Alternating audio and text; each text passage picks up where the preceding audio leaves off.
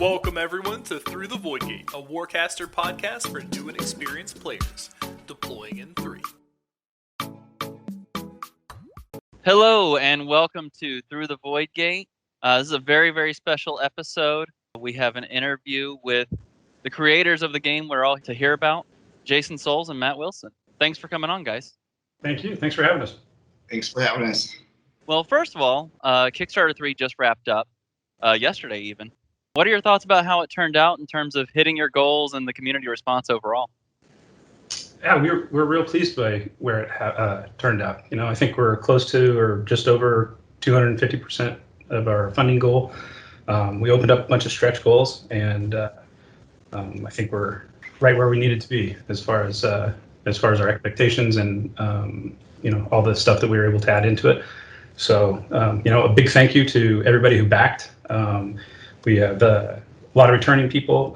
We saw new people. We saw new retailers jumping in. So, overall, it was a pretty exciting time. That is exciting. I know I, for one, am very happy we unlocked the heavy Warjack Cortexes. It was nice. We just landed almost right on the bullseye for that one. And it was getting tight there towards the end. I was like, oh, I want them. The big focus on this Kickstarter was the addition of Cadres to the game. So what was the inspiration behind Cadres, and if you could walk us through what kind of iterations did they go through in the design process?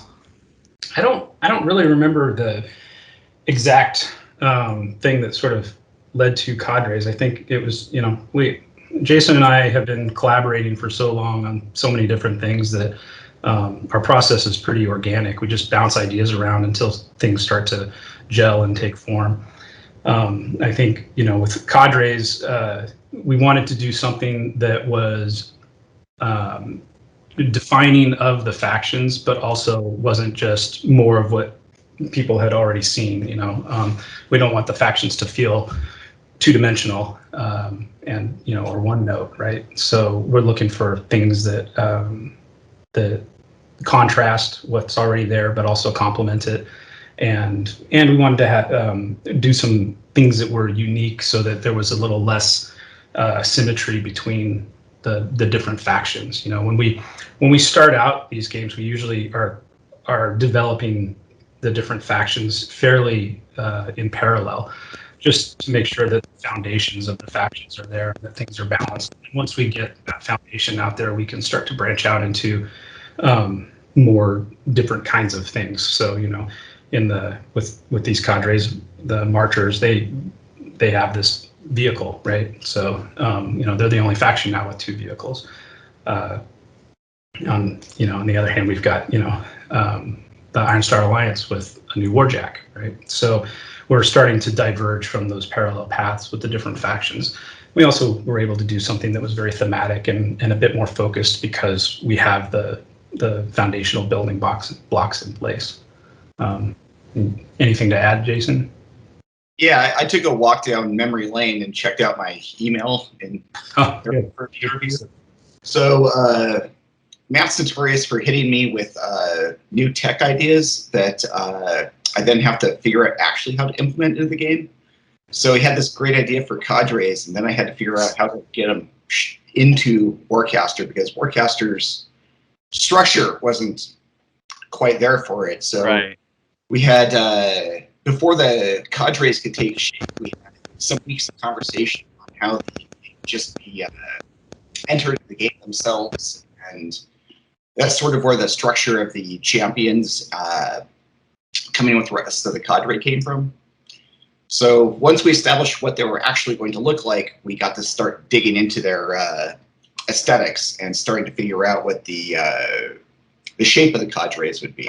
So, for instance, ISA cadre, at one point I pitched it as a special forces sort of branch, and then Matt came back and suggested that maybe we should tie them closer to the Justicars, and that's where we started thinking about this rapid arcane response force that still was tied to the Justicars, so they had a method of reining in the most dangerous potential criminals and the most dangerous potential terrorists. in the setting, really. It kind of evolved in this arcane,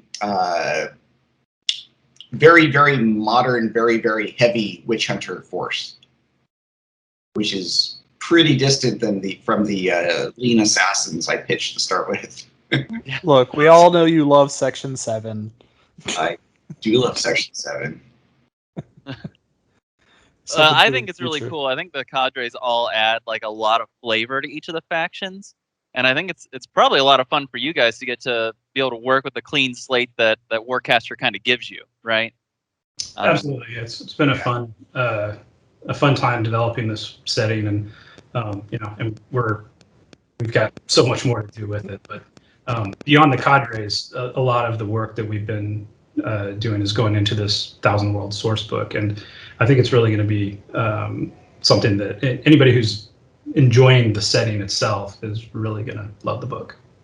It's pretty immersive. I know I'm really looking forward to it.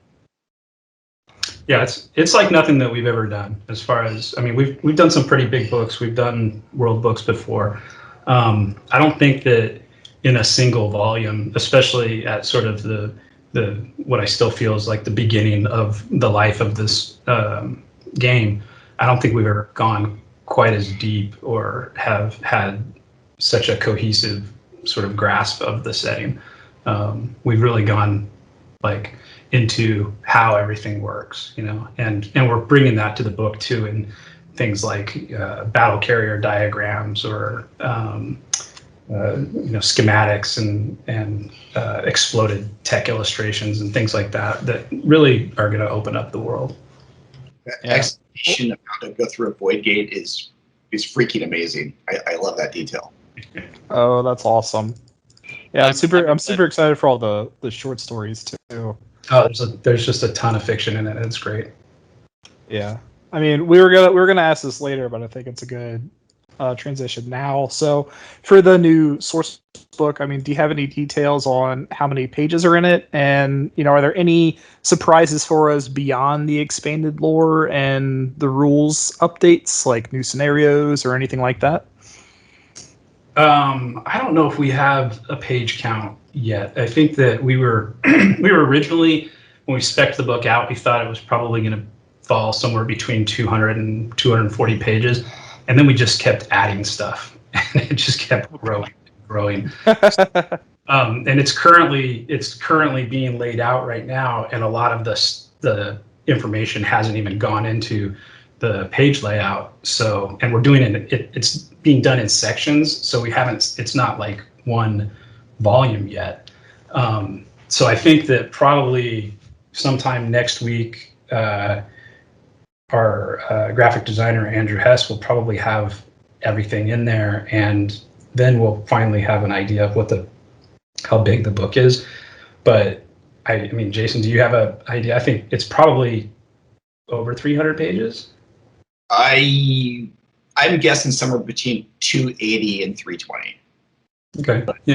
So it's over 80 pages. So it'll be a pretty decent sized volume, and it's it's full of artwork. It's got lots of fiction in there. As far as surprises go, I don't think we're holding anything back as far as what we've talked about. So I think that it really is about it's going to be the one-stop shop for the setting, everything you want to know about it. About pulling all the elements together into one cohesive place. And along with the rules as well, and the scenarios are in there and everything. So it's kind of meant to be that single reference volume, but the amount of additional world development that we've been able to put into it, I think, is really what is the most significant aspect of it. That's really cool. I'm super looking forward to this book, and I'm actually really looking forward to the cover art, because I think it'll look really good. I mean, even if you're not actively using it, it'll look really good on a shelf. Oh yeah. So going back to the cadres and this Kickstarter, should we be expecting cadres to be more of a common thing, like how factions tend to see updates in the future, or is this a more rare thing where maybe every other Kickstarter they'll get a cadre, or maybe it's a one-time thing? I'm sure we'll visit the concept again in the future, but I wouldn't say that it's the norm. Okay. It's a fun template to work from, and I think it's find the variation in it between the factions really enable us to explore exactly what it was good for. And I think those building blocks and getting to share rules across them in little tight groups is both going to be useful from a player and for a developer as well. So yeah, well, exactly, Matt said, we'd like to explore more of them, but they're not going to be the definitive way that we release stuff. Okay. I think that's a good way to handle that too, because I think some players would be a little bit frustrated, but like if they only expected cadres in the future, right? So yeah. We also had solos and heroes a la carte for the right, 100%. Correct term I can use there for the Kickstarter. Yeah. And then for future cadre, should we expect them to follow the same formula, squad, solo champion? Or are you expecting to mix that up in the future? They're all. Oh, sorry. You want to hit that one? I was just gonna say we'll know when we get there. That's super fair. We don't typically carve anything in stone where we say we're always going to do something like this, right?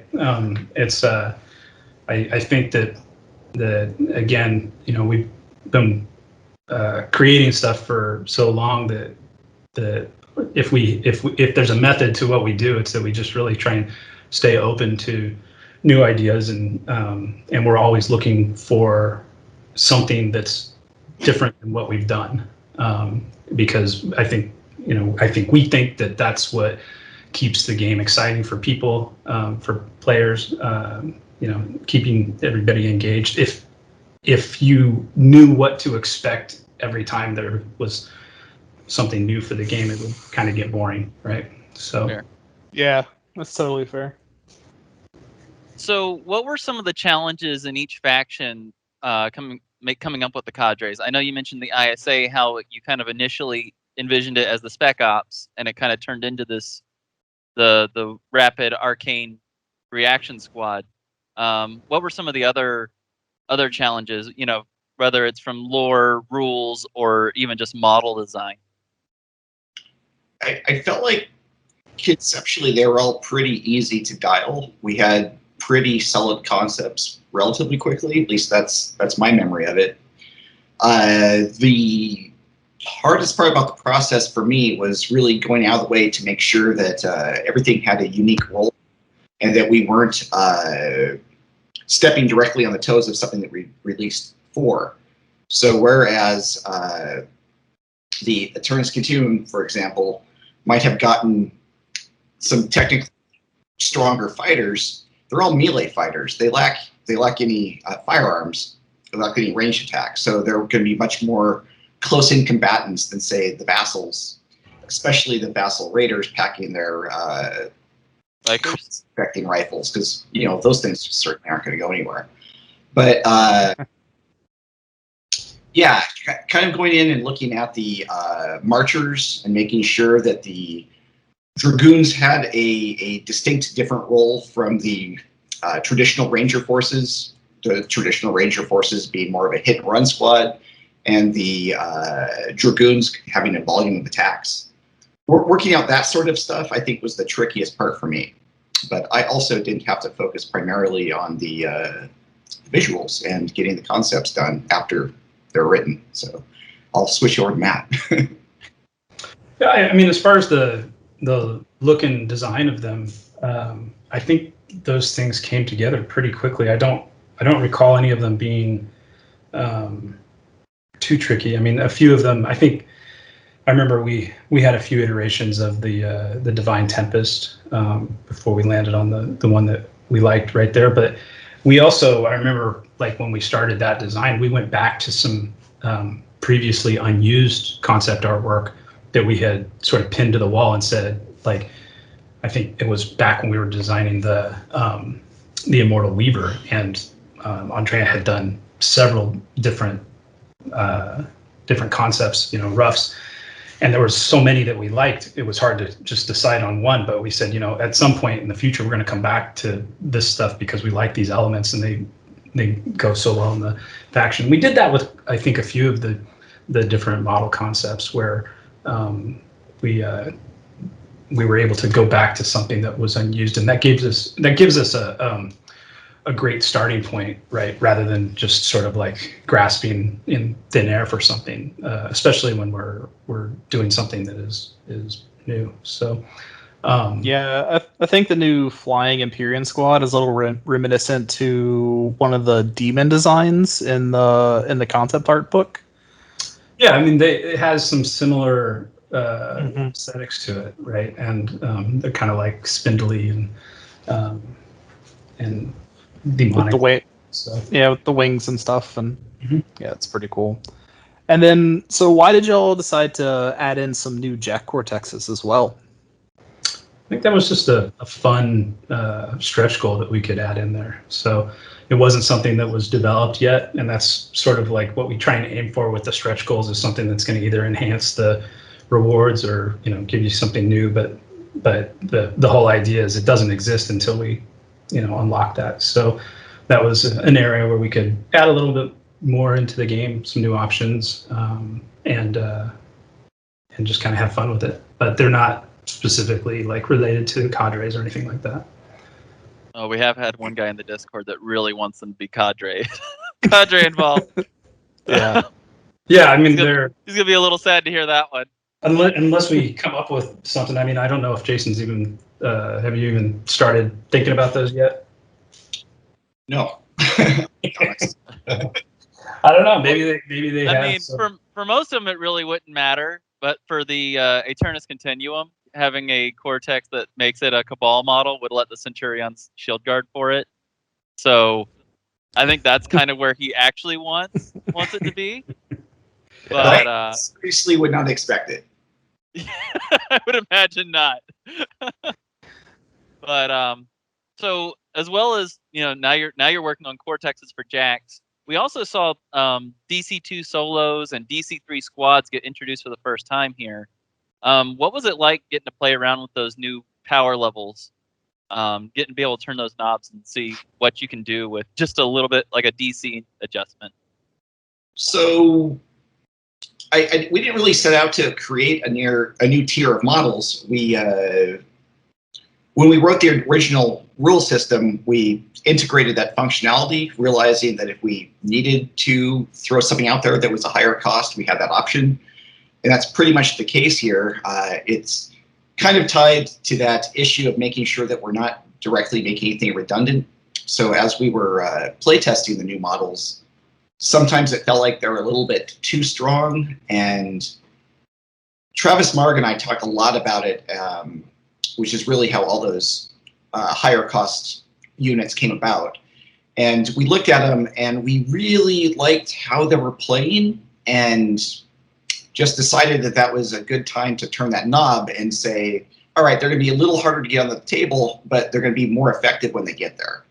And so rather than lowering stats and starting to remove abilities, we just increased the cost. Okay, so just a short follow-up question. So it was kind of organic how a lot of the Empyrean cadre ended up being 2DC plus, rather than like an initial design goal. Absolutely. We knew we wanted them to be strong, and we knew that we wanted them to break some new ground, but we made them a little too strong, and then really enjoyed playing with that power and wanted to keep it around. That's very fair. Okay.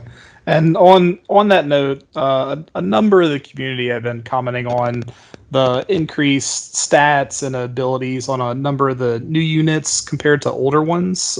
Is this something we should expect like purely from Cadres, or has kind of a new bar been set to open up some design space?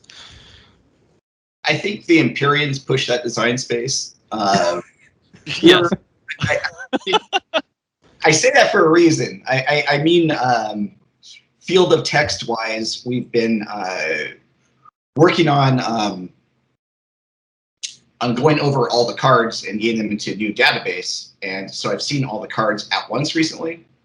And the Empyreans from the last Kickstarter are, I'm not going to say they're as dense as the new ones, but they're pretty close. And then we had to use those as a jump off point. So yeah, I think the cards have gotten as text dense as they're going to, as text dense as is possible. And if they get any more text dense, we're going to have to, start handing out magnifying glasses with them, and then now we'll start looking for a new designer. So they'll start looking at like Yu-Gi-Oh cards where you have to just have a wall there you can't even read. Yeah, we pushed some concepts, body switching wraiths and all that, but yeah, I think the complexity is pushed as far as it can go. That's probably a good thing. There's definitely a lot of complexity added in this one. Just even speaking to like the Divine Tempest not even be able to be summoned unless she's within 5 inches of the Talon. Like that's a new thing. And just the Divine Tempest power level in general. It was. I think a lot of people kind of had their jaw hit the floor when there was a solo with armor 5. And four boxes. And 4 boxes. And with some of the things like that actually making it to this stage, I think everybody's a little bit curious. What kinds of things didn't make it through playtest? What didn't make it through playtest? What really didn't make it through playtest was incredibly high concept fiddly rules that just felt like they were unnecessary once play started. What we really didn't get rid of anything for power level. What we massaged things for power level, but we really took things off that were kind of there that felt a little bit too gimmicky, or that felt superfluous, or that just we would realize that after 3 games it never came up. So those are the sort of things that came off the cards, and I have to admit none of them are stuck in my memory at this point. I've been focused on things like building the secret defense services for the ISA, rather than remembering that the Syntherians had an ability that did X or Y, because I'm sure they lost like 4. They lost like 4. Jeez, I'm afraid of what these cards looked like before. Those guys were more complex at one point. Okay. That's what we do. Throw everything and see what sticks, and then we file off the sharp edges until it's a fun model to play that you don't have to study every 5 minutes like a quiz. Yeah, that's the goal. It's very nice how streamlined Warcaster is just in general. Completely agreed. You don't have to have a degree in Warcaster to know what everything does. Yeah, for sure. And then, so with many of the new wild cards working for all the factions this go around, is that a trend we should expect to be more common? No, it's not a trend. It works really well for the Kickstarter. So we wanted to come up with some really great, compelling rewards. We love making characters, right? And the wild cards are at this point, all characters, and so we get to have a lot of fun with them because they are outside the sort of parameters of the factions themselves. But more than anything, as we're learning and getting better at planning and organizing Kickstarters and seeing what people respond to as far as the rewards go, I don't think that we would probably do a wild card that worked for all 4 factions outside of the Kickstarter. So makes sense. But for the mechanics of the way Kickstarters work and the way we need to plan rewards and also just to make them fun and compelling for everybody, it seemed to work. And that one was a tough one because I put that request into Jason, and at first it almost didn't happen, but he found a way. So yeah. And the poor Quartermaster, he's been trying to get his story the entire I think Quartermaster's a girl, right? Yeah, she. Yeah. She's been trying to get her story since day one, and hasn't been able to make it. I was surprised by that actually, because when we introduced the Quartermaster, not as a model, but in the Collision Course campaign, people seemed to really respond to her, and and it was because of the number of requests that I saw to make that model that we even thought to put her on the tabletop in the first place. So I kind of thought she'd get a little more traction there with the polls, but not this time. Yeah, I'm surprised it took Axel so long to get his its story, but it looks like it's trending for the last story. Yeah, I also thought he would be a front runner. So I was definitely surprised. Aaron Moorgrave, that one did not surprise me. I was sure that he would get in there in the top couple. But yeah, and speaking of the fluffy parts of the wild card, so we know the rules now. And in a previous interview, y'all had alluded to there being a secret hint in Axel's rules, and no one has been able to figure it out. So come on, what's the secret? That's because the rules aren't on his card yet. Oh.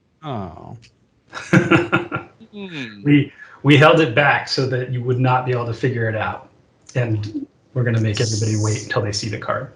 Well, at least I don't feel like such a dummy anymore. Like I felt like there was something staring me in the face, and I'm not seeing it.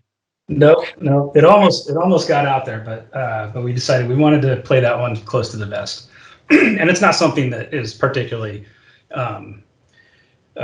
influential over the way he plays or anything. But when you see it, it'll all become clear. Okay. I'm very interested to see what this ends up becoming, because I like being able to have an Easter egg on somebody's card like that is really cool. So I guess we'll find out in January is when this is supposed to ship. Yeah, we're aiming for a January or before delivery. I say that with a little bit of hesitation, just because global transportation is a gigantic mess right now, and so everything from international shipping to there's trains that are stuck, here in the U.S. that can't get between states. Like it's a mess, but hopefully by the time we're shipping the books from our printer and our packaging and everything, hopefully that stuff will be sorted out, and things will be kind of back to normal. And we've planned for extra time, but it's really playing havoc with delivery on everything right now. Yeah, I think a lot of people are having to deal with that, and that must be a nightmare on you guys. Then I can't even imagine. It's anybody who is moving anything further than an interstate, within a single state, is challenged at the moment. Like, it's hard for us to ship things from California to Washington right now, much less overseas. So yeah, everybody is dealing with it. So leading up to this Kickstarter, one of the things that was talked about was a campaign mode. We understand now that the campaign mode was delayed, but just for everybody here, why was it delayed, and what kinds of things can we expect from it? And if you can, how, any kind of tidbits on how it might work. It wasn't delayed so much. I mean, we didn't exactly have a set date or anything like that. It's something that we want to do, and we still will be doing it. I think that as we got into the Cadres, and then it was sort of a late decision for us to add the book in with this particular round of releases. We were pretty focused on the Cadres for a while. We knew eventually we'd be doing a book, and we always thought that it would be about a year after the game initially released. And I think we just got really carried away with it. We started working on this book, and we're just diving really deep, and realized that there was a lot that we wanted to say about Warcaster and about the setting before we took that next step of introducing a campaign. And at one point we thought, well, maybe they're the same product, maybe it's a box set, but then the scope of the book grew far beyond what that would entail. So I think that the Thousand World source book is sort of a milestone for us that we're going to constantly refer back to for years and years to come, and it was a necessary piece of our development in order to get to next phase of let's make a campaign product. And then as far as that goes, the kinds of things that we want to see in it are more ways to customize your avatar, or sorry, your avatar of a Warcaster, right? However you're imagining your Warcaster. Right now, you've got your rack, but we'd like to introduce some more ways that you can actually sort of specialize or develop that concept into something that feels even more like a character. And then we're toying with the ideas of progressive advancement over time. I think that's sort of a key component of a campaign system. You want to see things develop and change, improve maybe. So those kinds of things.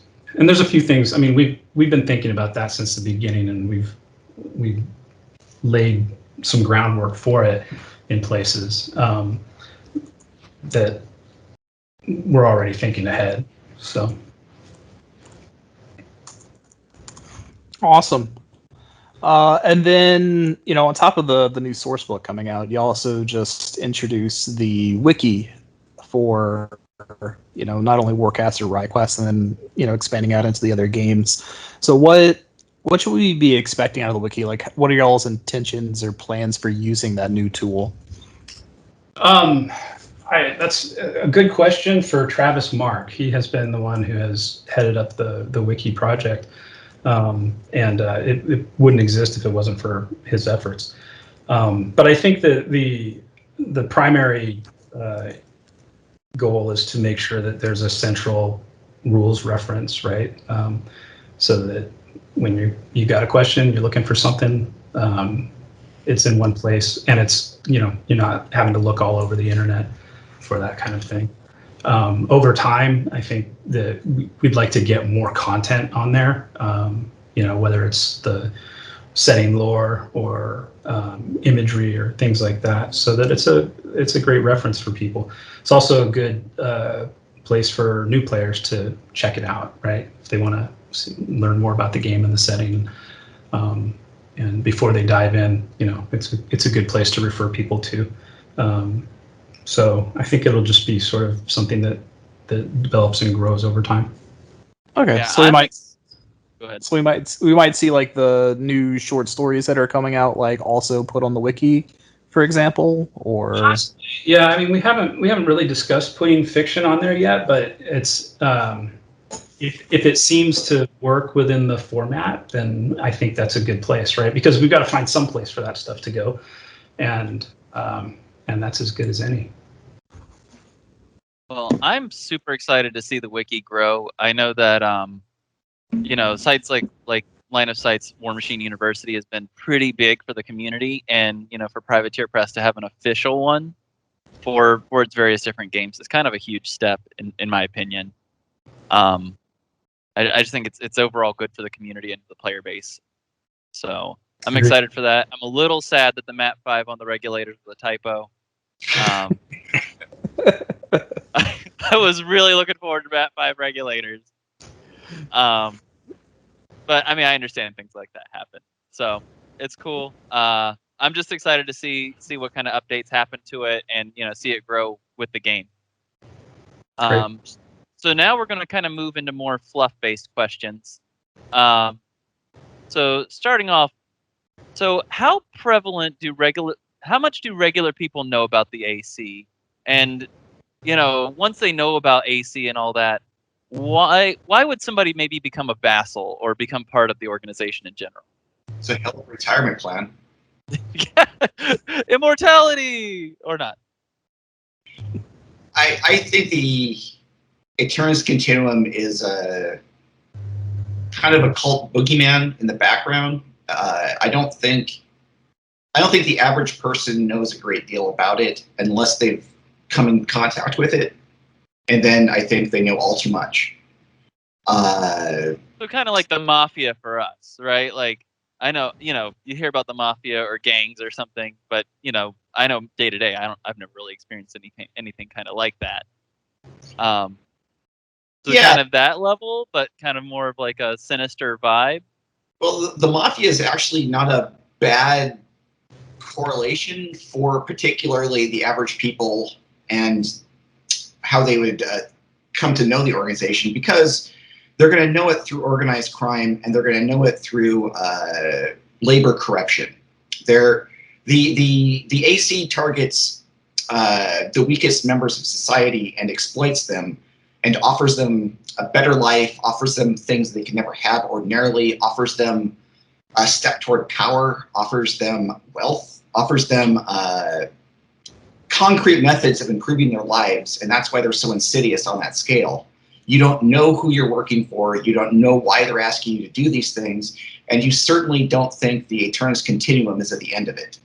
It's just, it seems like a very ordinary, mundane, street-level corruption, crime sort of organization until suddenly the, undead wraiths arrive to require you to start the uprising. At least that's... Race plural scares the hell out of me seeing what Fabian is like. Yeah.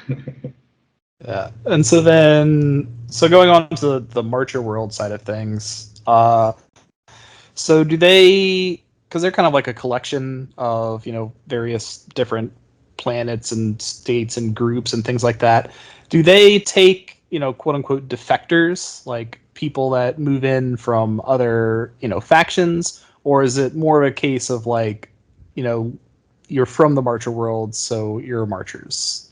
Like, I think they're probably pretty open to anybody who wants to, throw in with them.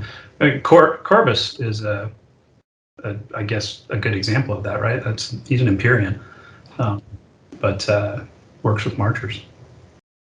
The Marchers are they're a disparate set of states and interests, and there's a real difference also between the Coalition of Free States and the Marchers, because the Marchers mean you live in the marches. The Coalition of Free States mean you've joined the government structure, or at least you're being taxed.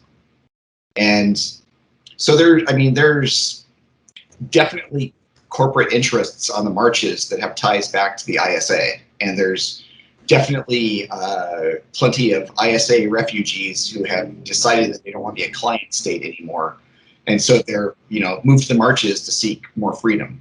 These things are both happening.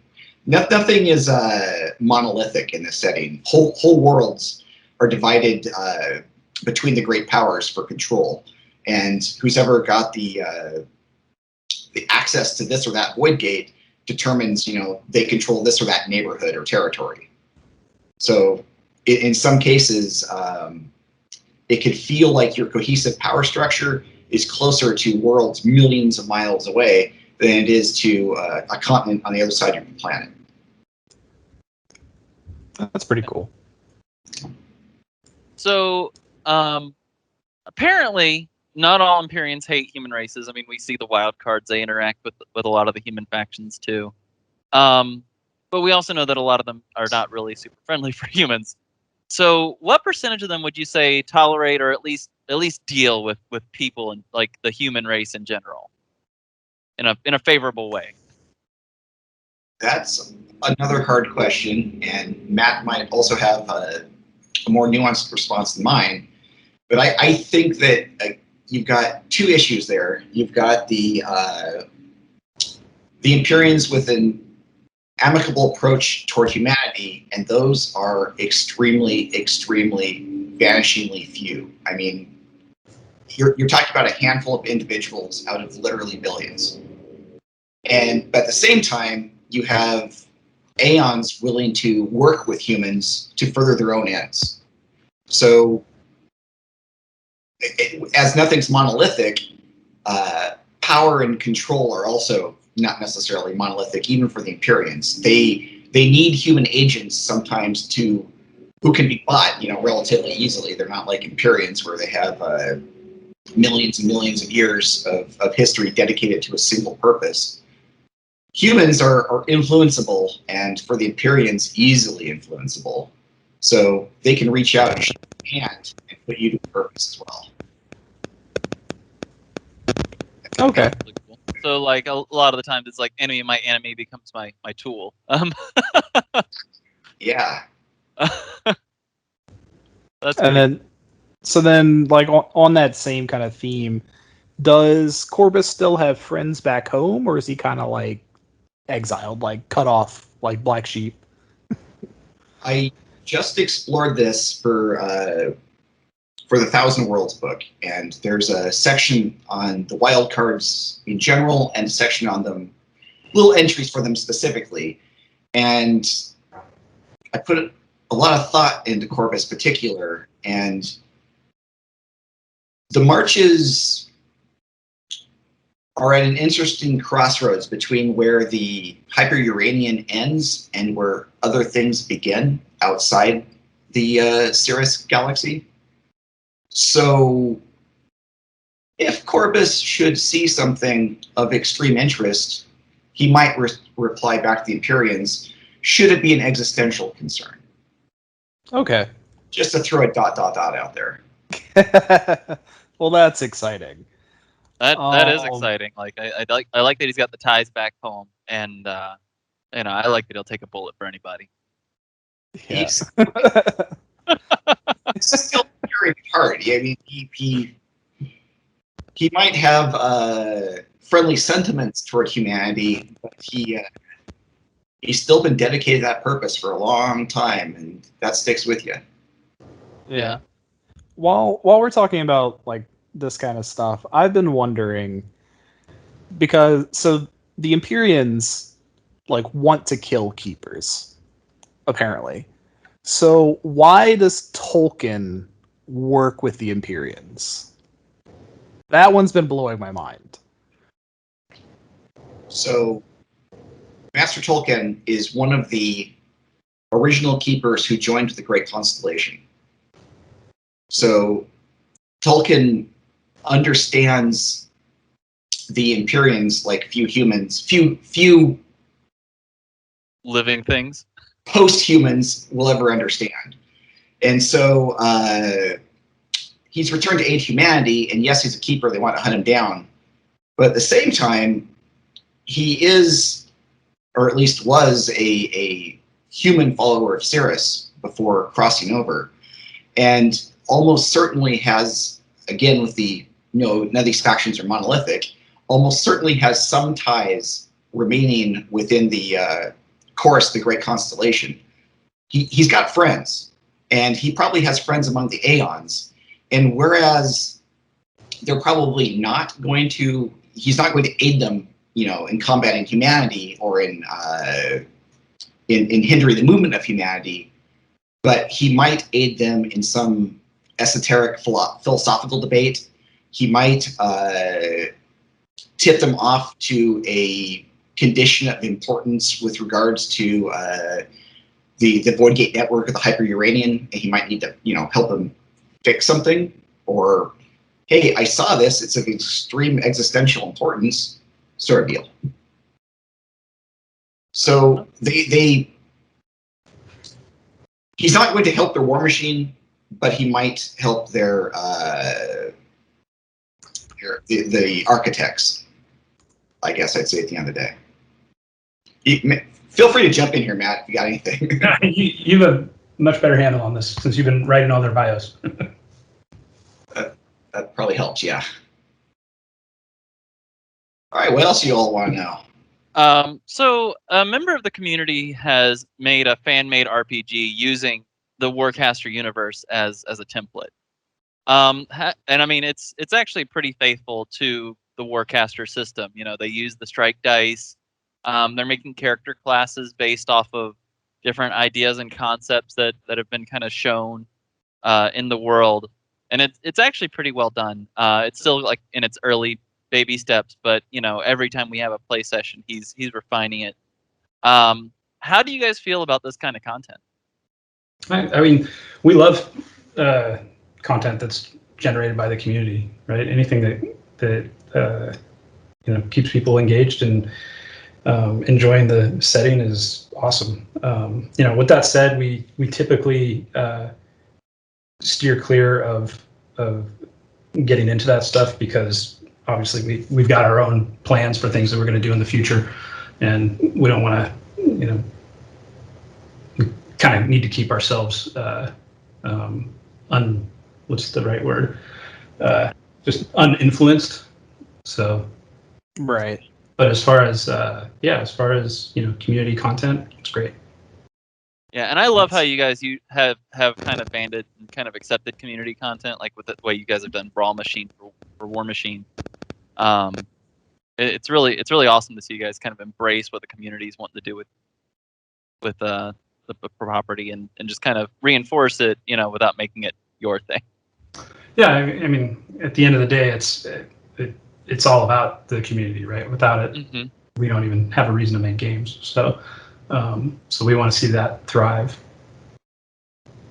Yeah, for sure. Now, since we're on the RPG, talk. If y'all got to create a character class for a Warcaster RPG, what would it be? And if you feel inclined, what would be a cool thing that class could do? Boy, Sneaky no beholder talk here, okay? that's a Listen, I've held back. I'll let Matt go first. I don't even know. I guess I have to say that I'm really enchanted with the Axel for Hire wildcard character right now, and so he sort of jumps to mind every time I am thinking about this kind of stuff, because he's without going too deep into his background, but he was a military robot. He's AWOL, and I like to imagine that he's a bit frazzled, that he's actually got some personality there, and has some trauma from the past. So I guess I think it would be kind of interesting to figure out how to create a class where you could play a shell-shocked AWOL robot. Yeah. My mind went to wild cards as well, mostly because of sitting down and writing up all their bios, and it occurred to me of just how varied and different those characters can be, and I thought it'd be awesome to do a game about wild cards someday, and that's about as far as I got. But we get to have a lot of fun with those characters, but there's a lot of interesting characters in the setting that we just haven't had the opportunity yet to get in front of everybody. But I think that once, if you want to role play in the setting, once you see the Thousand World Source Book, it's really going to spark a lot more ideas, because there's 10 new stories in there, and each one focuses on different characters or some aspect of the faction. But it's not all like, it's the stories they're not long stories, they're short stories, and they're pretty intimate as far as what you get to see going on. It's not all like just battlefield stuff.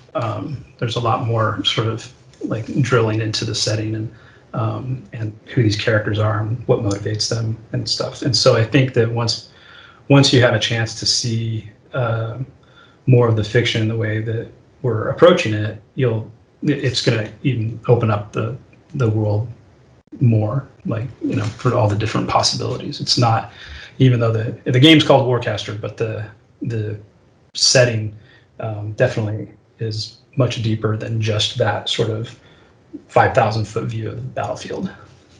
I don't know, you touched on that. I heard that Wild Cards game, and I'm like, oh my god, this could be really cool. So I'm excited to see what you do with that idea, because I think that would be a really cool way to. Because as these Kickstarters come out and stuff, we're going to be accumulating these wild cards, right? And you can only play so many of them in a list.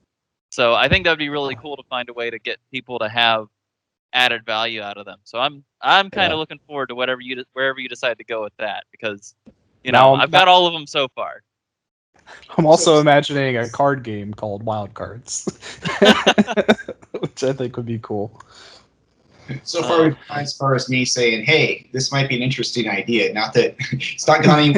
I know. There's nothing set in stone, but you've already got my gears turning in my head. Like, you know, almost like a pseudo, like not necessarily Riot Quest, verbatim, but like a pseudo Riot Quest, but for Warcaster with the wild card. Like something where they have the rules for Warcaster, but they also have these rules for this game, and it gives you just more ways to use your mini, which I think is always a really cool thing.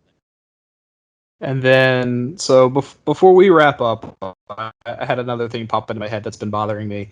The Khazar, are they original human inhabitants of the Marchers, or are they aliens? Like, I'm not sure, like, from what we've seen, exactly what they are. They're so not to. Okay, so they came over with the original Exodus, and they're kind of a Cardic resurgence movement at their start, but they're also kind of space Mongols. Okay. I had a place for them in the timeline, and I added them, and Matt and I have discussed them as getting future development, but they're not as deeply tied into the setting as they may be someday at this point. So I guess what I say when I talk about them right now, I'm talking from a very undeveloped point of view, and we need to have many, many more conversations before they really develop into anything. But if you think about them as survivors survivors who've gone a different direction than the rest of civilized humanity is probably the best way of thinking about them. But yes, they're humans. Okay, awesome. I'll speaking about what's coming up and like factions and things that we haven't seen yet. I'm excited to see, if we ever get like some kind of alien or just some kind of non-humanoid faction. I'm very excited to see where you guys take the game, different things you add to it. We've got lots of stuff coming. I mean, what I love is you guys have made this template where you can kind of do anything, right? The 1,000 worlds, there's thousands of worlds. Anything could happen. There's even just the area outside the 1,000 worlds of Cirrus. I mean, it's just a sandbox, and you guys can do whatever you want. I love that. So finally, if any of our listeners wanted a chance to meet you, will you be attending any of the upcoming big events for Warcaster? I'm talking Boker Brawl, LVO, or Warfare Weekend. Yeah, I mean, we're still in a world where anything can change tomorrow, right? But yeah, that's right. At this point, we are planning to have a presence at Warfare Weekend and LVO. And we're looking forward to getting back out there to the conventions. I am so sad I'm not going to Warfare Weekend. Well, I was already sad I wasn't going to Warfare Weekend. I'd pre-committed to Boker Brawl, and they're like a week or two apart from each other. It's just like there's a lot of stuff going on in that short period of time. It is. Everything kind of got pushed towards the end of the year here. So I'm hoping in future years they're more spread out, and I can go to both. But this year I really can't, so I'm really sad I'm not gonna be able to go. I know they're having the Warcaster Championships. How is that going to be run? Do you know? I don't actually. Okay. Well, anyways, I think on behalf of me and Sneaky and our whole community, we just want to thank you, A, for making a game that we're all excited about, and B, thanks for coming on here specifically and talking to us and letting us know your thoughts on different things. Did you have any final thoughts you wanted for our listeners or just anybody? I mean, just once again, a huge thank you to everybody who backed the 1,000 Worlds Kickstarter. It's always great to see everybody come out and support that, and we get a lot of inspiration being able to interact with the community during the campaign. So thank you for that, and then thank you guys for having us on the show. Thanks for doing this and creating content for the community and helping it grow. Yeah, absolutely. Well, again, thank you. Thank all of you guys for listening. This has been an episode of Through the Void Gate, and we got plenty more coming for you. Thank you. Thank you.